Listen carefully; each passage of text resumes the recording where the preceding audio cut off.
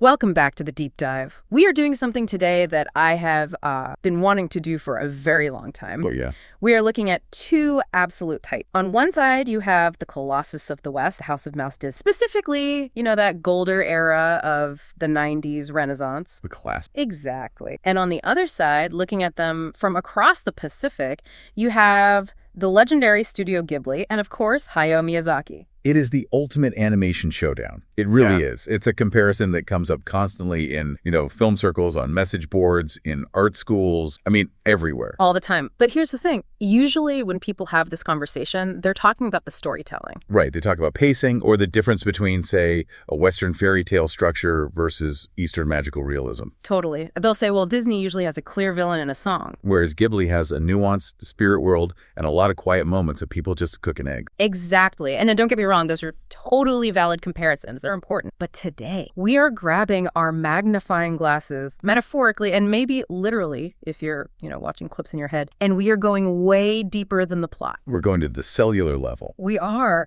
We're basing today's discussion on a really fascinating breakdown from the Pomeroy Art Academy. This source is incredible because it features insights from an animator who actually worked inside the Disney machine. Oh, wow. Yeah, someone who was there drawing frames for films like Atlantis, The Lost Empire. So this isn't just like a fan theory from the outside. This is coming from the trenches of production. That gives it so much weight. And so our mission today is to look at the actual line. We aren't just comparing boy meets girl versus girl meets spirit monster. We're looking at the ink on the page. We're looking at character design, the specific artistic choices, and how a hand is drawn, how hair falls, and this really deep philosophical battle of shape versus texture. Which is where the real magic happens. I mean, that's where the feeling comes from. Yes. It's funny because the source material starts with this really universal experience that I think everyone listening can probably relate to. The narrator talks about growing up on Walt Disney classic, The Lion King, Aladdin, Beauty and the Beast. The Mount Rushmore of many childhoods. Absolutely. These are the staples for millions of people. They're iconic. You know exactly what they look like, what they feel like. You can picture them in your head right now, clear as day. But then the narrator describes seeing a Studio Ghibli film for the first time. And it's not just that the characters are speaking Japanese or that the setting is different. They felt something totally different in the visual language itself. It's that aha moment. I remember having it so clearly. You watch Spirited Away or Princess Mononoke and you just realize, wait, this doesn't feel like a cartoon in the way I understand cartoon. It feels, heavier or maybe more tactile. Tactile. That's the perfect word for it. It feels like you could reach out and touch it. And what we're going to find out today is that this feeling isn't some kind of, vague magic. It's engineering. Right. It's not just because the culture is different. It's because of how they draw a thumb. Right. Or how they shade an eye. It's about the construction of what the source calls the graphic universe. That concept, the graphic universe, is going to be our anchor today. I just love this term. It sounds like we're talking about astrophysics, but for drawing. In a way, it is. It's astrophysics for a drawing. A graphic universe is the idea that every film establishes a set of physical and visual laws that every single character, prop, and background must obey. A rule book. A rule book, exactly. If you break those laws, the audience gets confused even if they don't know why. Disney has a very specific, very rigid universe, and Ghibli has created a completely autonomous one. Okay, so we have a massive amount of ground to cover. We are going to break this down into segments. First, we'll dig into that graphic universe idea. Then we're going to look at the big three design: hands, hair, and faces. The fundamental. And then, and this is the part I am giddy about, we are going to look at two major case studies where the source material actually redraws famous Disney characters as if Miyazaki had designed them. This is the fun part. We're going to see a Ghiblified Milo Thatch from Atlantis. Yes. And a Miyazaki version of the Beast from Beauty and the Beast. And let me tell you, the Beast redesign it's something else. It haunts my dreams in the best possible way. So let's dive right in. Segment 1, the philosophy of the graphic universe. What does that actually mean when we tear it apart? So let's start with the definition. When the source talks about a graphic universe, they are talking about the underlying logic of the drawing style. It's the visual physics of that world. The operating system. Yeah, that's a good way to put it. And in the Disney universe, specifically that Renaissance era we're talking about, the universe is built to support what the source calls fully sculpted, fully linear designs. Fully sculpted. Okay, that sounds three-dimensional. It sounds solid. That's the goal. Even though it's 2D animation drawn on flat paper, the whole Disney philosophy is to treat the character as a solid object in space. Like a sculpture. Exactly. Like a sculpture you can turn around. The environment, the backgrounds, the props, everything allows for explicit detail where everything is defined. If you look at a Disney character, the lines are there to tell you exactly where the form begins and where it ends. There's no ambiguity. It's a universe of clarity then. Absolute readability. Clarity is the prime direct. Think about the audience Disney is playing to. It's a massive global family audience. You need that readability. You need it to translate across cultures, across ages. If a character is angry, the eyebrows need to show it clearly. If a character is holding a cup, you need to see the cup perfectly. So Disney is about, here's the line, here's the shape, do not be confused. Yeah. It's a very confident, very assertive style of drawing. Extremely confident. Now, how does Ghibli contrast with that? Because, Miyazaki's films are also popular globally, but they feel less engineered. Right, they feel more discovered. That's a great way to put it. Looking at the source, they argue that Miyazaki has created a universe built around autonomy. Autonomy. That's a really interesting word choice for an animated film where, every single frame is controlled by the... What does that mean? It's a great question. Yeah. And it's true. It is all controlled. But think of it in terms of the objects within the film. In the Disney pipeline, often the character design is subservient to the animation process itself. Meaning what? Meaning we design the characters so they're easy to move, easy for a team of animators to clean up, and easy to color consist. The design serves the production. Right, it's efficient. It has to be. But in Ghibli's universe, the design of the props, the costumes, the background, they all seem to work off specific design elements like texture and shading that prioritize the reality of the object over the ease of the animation. So a Disney button is a perfect circle because a circle is easy to animate and keep consistent. A Ghibli button might be like a wooden toggle with a thread loop because that's what a button on that specific coat would actually look like, even if it's a total pain to draw 24 times a second. You've nailed it. That's exactly the difference. The source notes that Ghibli designs work off elements that differ vastly from the classic Disney look. They are willing to sacrifice that clean, efficient look for something that feels more lived in. And the source mentions that this all leads to a different emotional impact, right? This isn't just an academic. This is the so what of this whole philosophy sect. The source argues that Disney feels classical. It's like listening to a perfectly composed symphony where you know the structure. It's comforting, it's beautiful, it's grand. The lines are perfect. It's awe-inspiring. It is. But Miyazaki feels unique. The source says it evokes emotions that the narrator hadn't felt before. And the reason is that the visual language isn't following the standard Western animation rules we've all grown up with. It creates a sense of discovery. When I watch Ghibli, I feel like I'm looking through a window into a real place, a place that exists somewhere. Whereas with Disney, I feel like I'm watching a magnificent stage play. That's a great analogy. The stage play versus the window. And if we connect this to the bigger picture, this whole philosophy, this difference between performance and existence, it trickles down into every single line they draw. It all starts here. It starts with the graphic universe, but it manifests in the tiniest detail, which brings us, I think, to the first of the big three, hands. Hand, the bane of every artist's existence. I have a friend who draws, and she says she will do anything to hide a character's hands in their pockets because they are just so hard to get right. They are notoriously difficult. But these studios don't hide them. They feature them. They're front and center.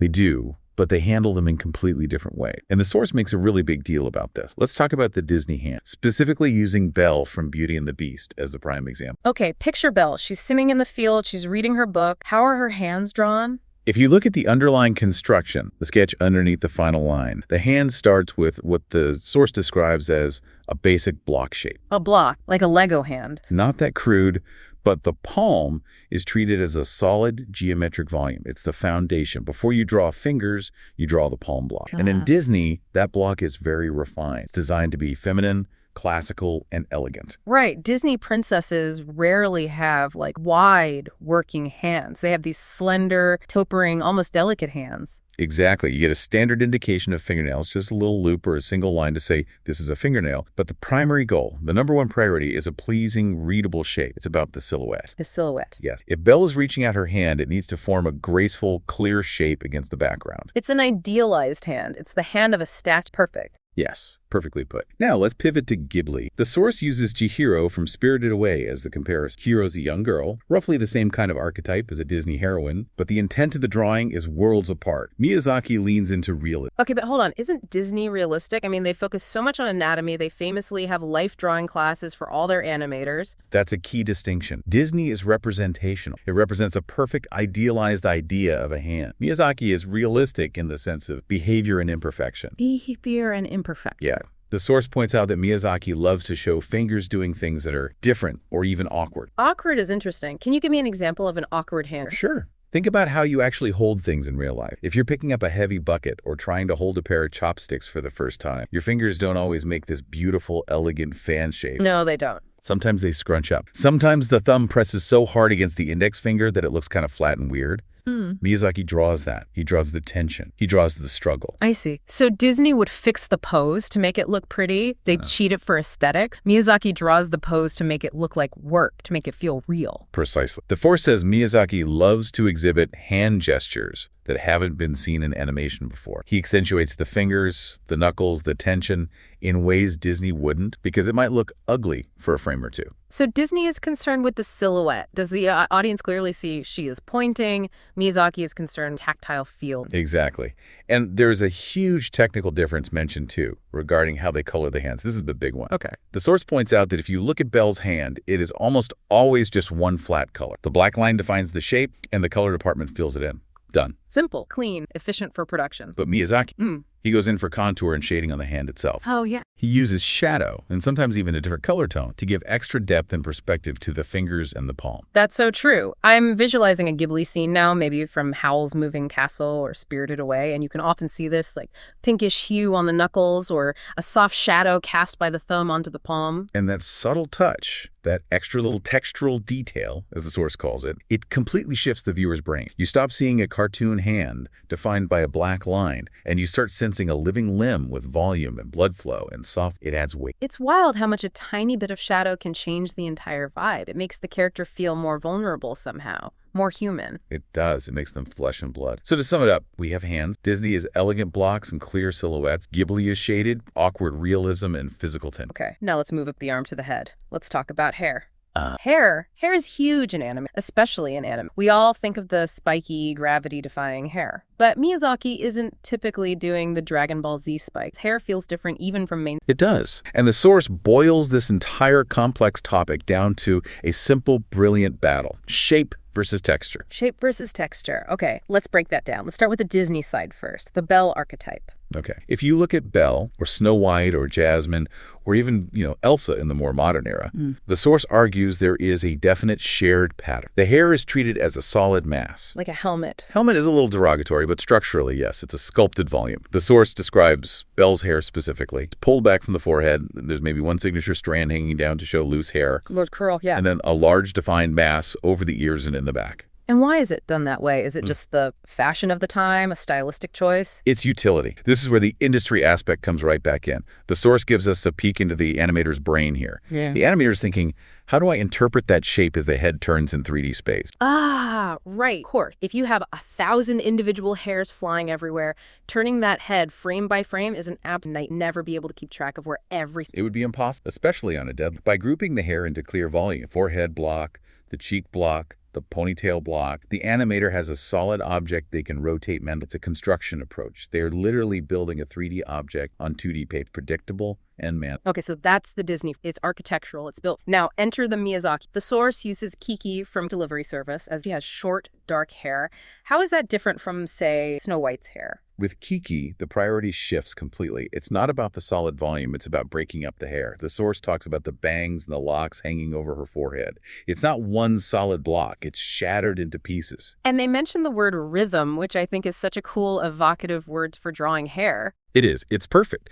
The source notes it's not just an up and down action when she jumps or flies. There is a spiral pattern to her bang. The hair follows a contour, but there's a specific rhythm to the texture, to the way the strands separate and come together. It flows like water or wind. So instead of a solid block rotating in space, you have these individual clumps and strands that feel like they are reacting to wind or gravity independently from each other. Precisely. To put it simply, Disney prioritizes the silhouette. The shadow on the wall should look exactly like Belle. Ghibli prioritizes the texture, the feeling of individual strands separating and moving. The source explicitly says Disney is shape-oriented, and Ghibli is about the breakup of strands. It really creates a sense of movement, doesn't it? Even when a Ghibli character is just standing still, their hair feels like it's vibrating with life a little bit. It feels lighter, more real. Because it's less rigid. It's permitted to be messy. And messy is a key component of realism, right? Real hair isn't a solid block, it's chaos. Miyazaki captures a little bit of that chaos Disney organizes. I love that distinction. Capturing chaos versus organized. Okay, moving down from the hair to the face itself, the eyes, the windows to the soul, and apparently the windows to the entire animation philosophy. This is where we get into something the source calls the art of omission. The art of omission. Okay, that sounds like a Zen koan or something. It kind of is. It's a very confident, very subtle artistic choice. Let's look at Disney first to set the baseline. In that graphic universe of explicit detail we talked about, the eyes are fully sculpted. Meaning everything is drawn, every line is there. Everything. The upper lid line, the lower lid line, the iris, the pupil, the highlight. The lines clearly and completely define the entire eye. Nothing is left to the imagination. The source calls them fully sculpted, fully linear eyes. It's very clear. You never have to guess, is that an eye? You know what it is. Right. It defines the shape and depth explicitly. It locks the expression in. But Miyazaki, he does something the source calls the open eye technique. Which means he doesn't finish the drawing. He just leaves it open. In a way, yes. He trusts the viewer to complete it. He will often leave lines out. For example, if you look closely at a Ghibli character's eye, instead of a black outline defining the side of the eye, he might just put the white color of the sclera right next to a flesh tone. The boundary is defined by the change in color, not by a hard pencil. That is so subtle. I don't think I ever consciously noticed that, but now that you say it, I can see it perfectly in my mind. The eyes feel lighter, less like a stick. They do. He lets the lines suggest a particular shape while omitting the actual constructive lines that an artist would use to build it. And the source notes this applies to noses and mouths too. You might just get a tiny dash for a nose or a little break in the line of the mouth. Okay, so what's the effect of that? Why leave lines out? Is it just, I don't know, a stylistic tick, laziness? Definitely not laziness. Yeah. I mean, we're talking about Miyazaki. The man is a workaholic. Nothing is late. The expert insight here from the source is that it creates a softer, more breathing character. A breathing character. Yes. When you box everything in with hard black line, it creates a rigid structural integrity. It feels solid, almost like a toy. When you omit lines, the character feels more organic, more permeable to the world around them. Permeable, that's a good word for it. It feels less sealed off. It feels less like a drawing and more like a present. And it does something psychologically. It allows the viewer's brain to fill in the gap. And when your brain fills in that gap, you are actively participating in the creation of that image. It creates a kind of intimacy. That is fascinating. It's like Disney hands you a finished, polished photograph. Miyazaki hands you a beautiful sketch and asks your brain to... Exactly. Yeah. And that engagement, that participation is a huge part of what creates that feeling we talked about at the very beginning, that distinct Ghibli feeling. Okay, so we've got the theory down. We've got the hands, blocks versus tension, the hair, shape versus rhythm, and the face bliss. Now, this is the part I've been waiting. The source material takes an animator who worked on these Disney films and has them perform an experiment. The what-if scenario. This is where it gets really good. What if Miyazaki designed these characters? Yeah, they give him the Miyazaki. And our first subject is Milo Thatch from Atlantis, The Lost Empire. Now, for context, Atlantis is already a bit of an outlier in the Disney canon, right? It looks really different from the little... It does, and that was intentional. The source explains that Disney wanted to break away from the soft, pretty musical style of the 90s. They wanted something more like an action-adventure comic book. So they brought in an outside consultant, the famous comic book artist Mike Mignola. Oh, the Hellboy guy. Of course, the very same. And Mignola's style is famous for being blocky, shadowy, and extremely angular. So he helped create a drawing universe for Atlantis that was very, very angular. Right. I remember Atlantis having a lot of sharp edges and hard lines, very geometric. Incredibly so. The source describes Milo's head as being like the shape of a top. A spinning top. Yeah, I can see that. Big, wide forehead, tapering down to a super pointy chin. Exactly. Hard edges everywhere. The jawline, the nose, the eyes, everything is sharp. Even the fingers, as the source notes, tapered outward and had these distinctive triangular fingernails. It was all influenced by a comic sense of drawing. It was cool, it was edgy, it was meant to be distinct. So it's angular, it's edgy, it's very designed. Now the source takes this geometric, sharp-edged Milo and applies the Ghibli filter. What is the first thing that happens? The very first thing to go is the angularity. The source describes the process as softening the angle, and this affects the entire facial structure immediately. So no more spinning top head. No. The features get rounded off. The ears, which in the Disney version were these very stylized, almost abstract shapes, become rounder, fleshier, more recognizably human ear. The nose loses its sharp point. And going back to that omission technique we just talked about, the source mentions leaving the lines of the nose incomplete. Just enough construction to read as a nose, but not a hard, solid triangle. It sounds like he immediately becomes friendlier, less of a comic book action hero and more of an actual person. And younger, perhaps, or more vulnerable. The neck gets a little longer, which is a classic anime and Miyazaki trope. But the biggest change, and the ones that I think are the most quintessentially Miyazaki,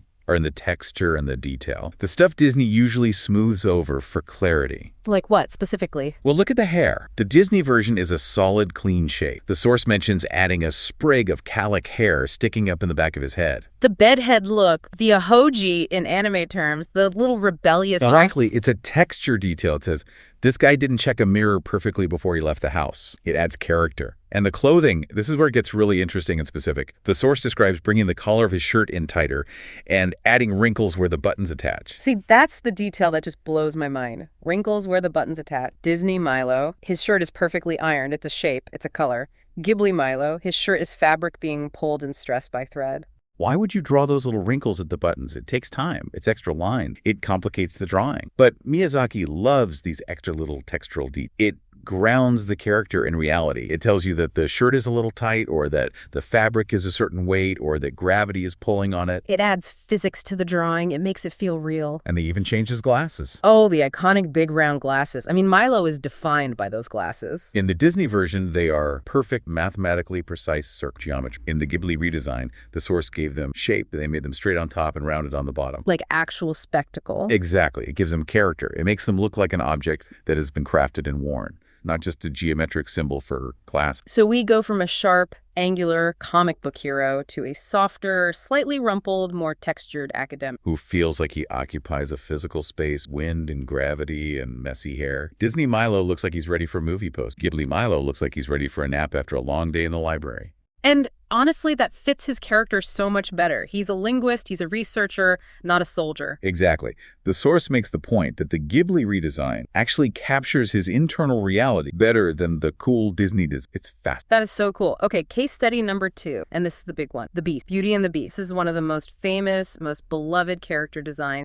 An absolute masterpiece of design by the legendary animator Glenn Keane. The source describes the original Disney Beast as beautiful and heroic. Which he is. I mean, even as a beast, he's handsome. He has this pronounced snout, a massive neck, a strong lower jaw with a beard coming up. But the source notes something really key. He has dark tones under his eyes to make them pop. Like he's wearing eyeliner. Basically. It's a design that is meant to make him a romantic lead. We, the audience, have to fall in love with him eventually. He has to be scary, but he also has to be appealing. That's the key Disney appeal. Right. He's scary, but he's still on the poster. He's on the lunchbox. He can't be too monstrous. Now, the source decides to give the Beast the full Miyazaki treatment, and this is where it gets grody, to use. Grody is the perfect word. This is not about appeal. The source says they drew inspiration from characters like Yubaba, the terrifying old witch from Spirited Away. Oh, she is the opposite of appealing. The massive head, the deep wrinkles, the warmth. She is not designed to be liked. Not at all. So the Miyazaki Beast moves away from the beautiful design. Yeah. The goal shifts to making him more ogre-like, more genuinely monstrous. The source describes adding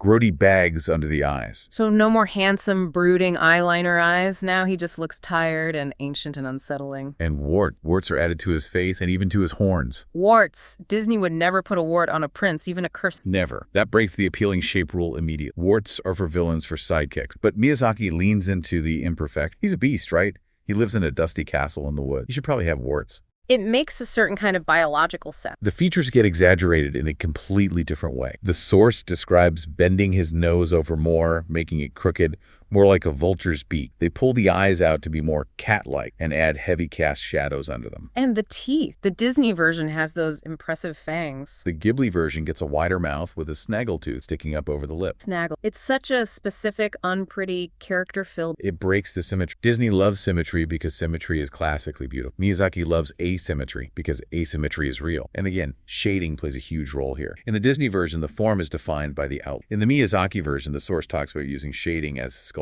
What do you mean shading? Sure. Using a patch of shadow to push a lip out or to bring a forehead element forward. The shadow itself ends the physical space more than just the hard outline does. It makes him feel lumpy and organic. It sounds horrifying, but also kind of magnificent in its own way. It feels more ancient. He feels less like a cursed handsome prince and more like an actual ancient spirit of the forest. And the texture, we have to talk about the hair. The source mentions split ends in the hair. Split ends. I love that. And broken up hair patterns. You can actually see the bare skin of his neck through the fur in place. It's that texture over form argument again, purest form. Disney gives you the mane as a single heroic volume. a majestic lion mane. Miyazaki gives you the Meiji fur with split ends and bald patches. That is the difference right there, in a nutshell. Heroic mane versus mangy fur. One is an icon, one is biological. Precise. One is a symbol of a beast, one is an action. So we've taken these two icons of animation and completely transformed them just by changing the philosophy of the lines. We didn't change the character's name or their story or their dialogue,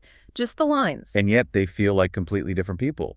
Or beings. So what does this all mean? We've looked at the hands, the hair, the face. We've turned Milo into a soft, wrinkled researcher and the beast to a warty, snaggled ogre. When we synthesize all this, why does it matter? Why should you, the listener, care about button wrinkles and split ends? It matters because, the source suggests, it changes the soul of the drawing. The soul of the drawing. Say more about that. When you watch a Disney film, especially from that 90s Renaissance era, you are watching a masterclass in animation with a capital A. You're watching beautiful shapes moving perfectly and efficiently in space. It prioritizes clear readability. You always know who is good, who is bad, and what they're feeling. It's a performance. It is Broadway on screen. It's clear communication. It's incredibly effective at what it does. Absolutely. It's brilliant. But Ghibli prioritizes specific, imperfect details. Warts, wrinkles, split ends, awkward-looking fingers. The source argues that by adding a wrinkle to a buttonhole or leaving a noseline unfinished, you fundamentally shift the audience's relationship to that character. It stops feeling like a performance.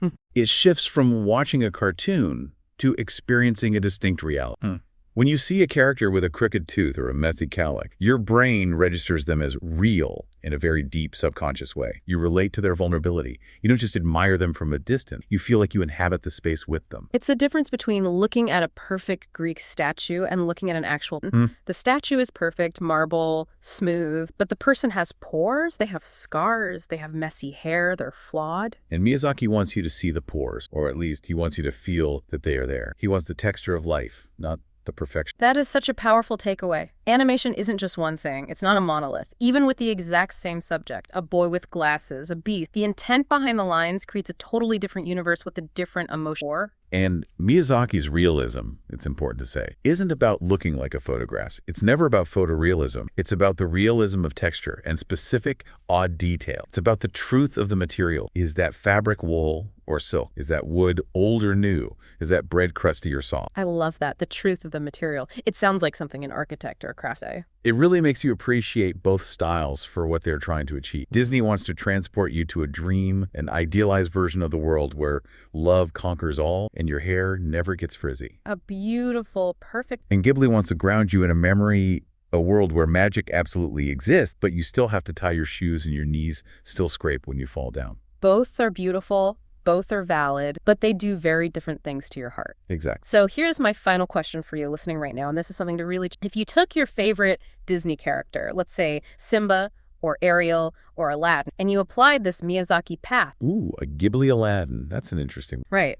If you rounded the edge, added the clothing wrinkles to his vest, broke up the texture of his hair, maybe gave him a little scar or a snaggletooth, would he still be the same character? Does the style actually define the identity? Exactly. Is Aladdin still Aladdin if he has dirty fingernails and a patched up messy shirt?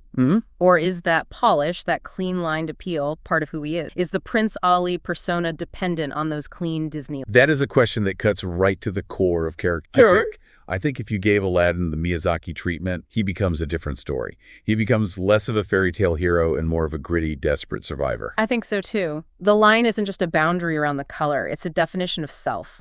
I challenge you, next time you watch a film, any animated film, look closer at the lines. Don't just watch the hand, watch the hair, look at the button, see which universe you're living in for those 2 hours. You will not be able to unsee it. Once you start looking for the open eye or the block hand or the textural details, you see it everywhere. It adds a whole new, incredible layer to the movie watching experience. Thank you for joining us on this deep dive into the graphic universes of giants. We will see you next time. Keep watching those lines.